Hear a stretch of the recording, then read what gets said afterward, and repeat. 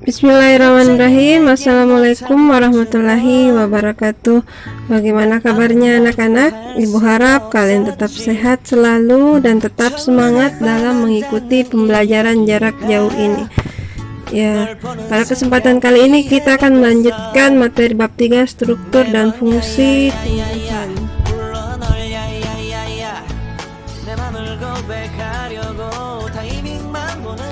Adapun tujuan pembelajarannya yang pertama yaitu siswa dapat menjelaskan struktur dan fungsi jaringan akar. Yang kedua, siswa dapat menjelaskan struktur dan fungsi jaringan pada batang. Yang ketiga, siswa dapat menjelaskan struktur dan fungsi jaringan pada daun.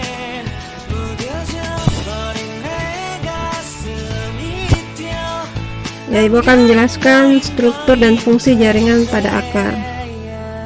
Pada ujung akar terdapat jaringan meristem apikal dan tudung akar.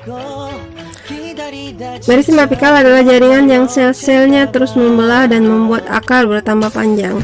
Tudung akar berfungsi melindungi sel-sel meristem saat membelah sehingga dapat tanpa mengalami kerusakan dan dapat menambatkan tumbuh-tumbuhan kuat ke dalam. Ya, berikut gambar penampang membujur akar. Akar berfungsi sebagai menyerap air dan mineral dari dalam tanah. Akar tersusun atas epidermis, korteks, dan selendir pusat.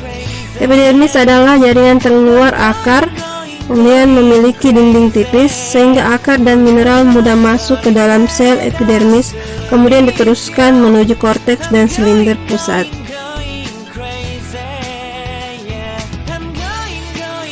Ya, berikut gambar penampang melintang akar. Coba perhatikan gambarnya. Pada gambar A ada gambar B. Jadi gambar A itu akar tumbuhan dikotil, kemudian gambar B adalah akar tumbuhan monokotil. Jadi korteks tersusun atas jaringan parenkim, dinding selnya tipis, tersusun renggangan berfungsi sebagai penyimpangan cadangan makanan bagi tumbuhan.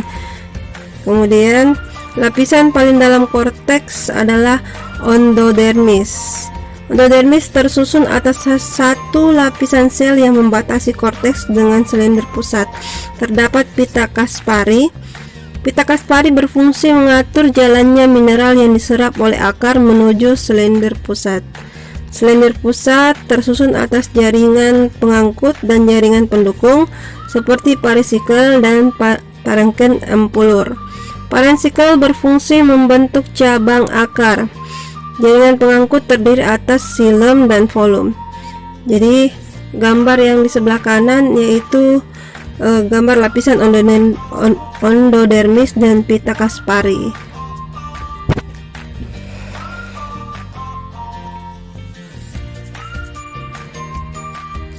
Nah, sekarang kita memasuki struktur dan fungsi jaringan pada batang. Batang terdiri atas jaringan epidermis, korteks, dan jaringan pengangkut.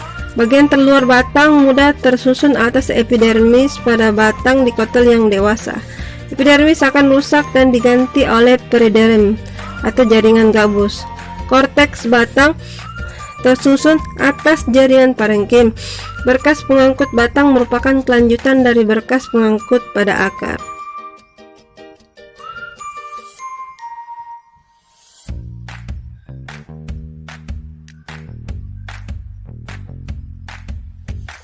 Pada batang dikotil, berkas pengangkut tersusun teratur dalam lingkaran di antara xilem dan volum.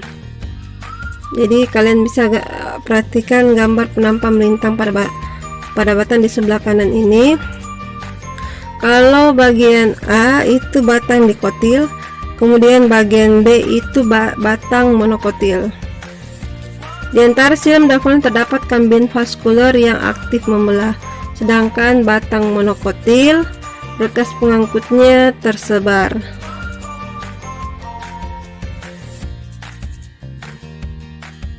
Sekarang kita akan bahas struktur dan fungsi jaringan pada daun. Pada permukaan atas dan bawah daun terdapat jaringan epidermis, berfungsi melindungi jaringan yang ada dalamnya.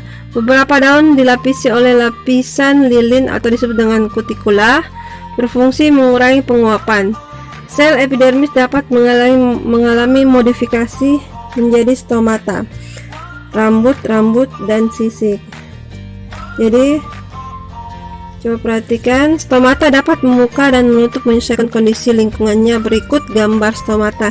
Ini terdapat sel epidermis, sel tetangga atau sel epidermis, kemudian stomata.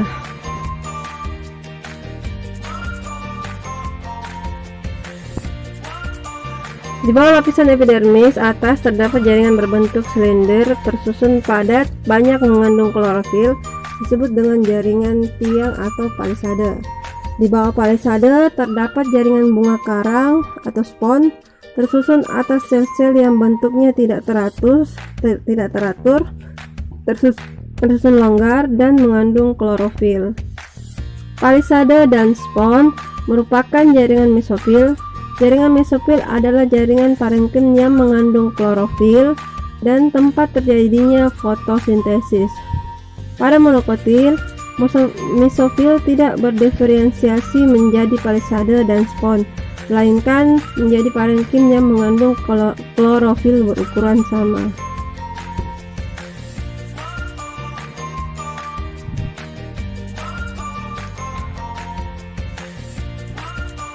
Berikut penampang melintang daun.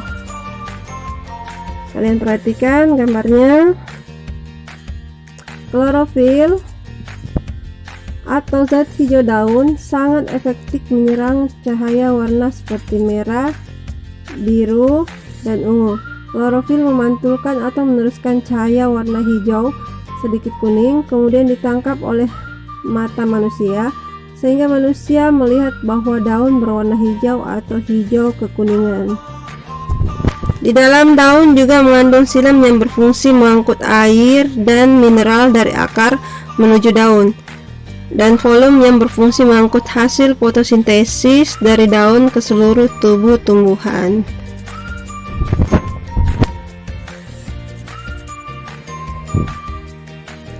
Ya, sekian dari materi yang ibu sampaikan, semoga bisa bermanfaat untuk kalian semua.